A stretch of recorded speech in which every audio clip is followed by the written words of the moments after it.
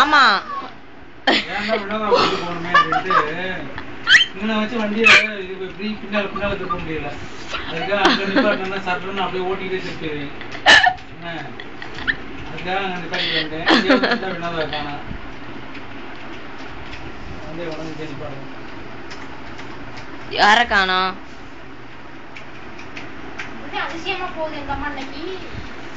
சீக்கிரமா வர சொல்லிருந்தாங்கன்னு சொல்றேன்லம்மா. வேணா போன் பண்ணி கேட்டுக்கோங்கம்மா.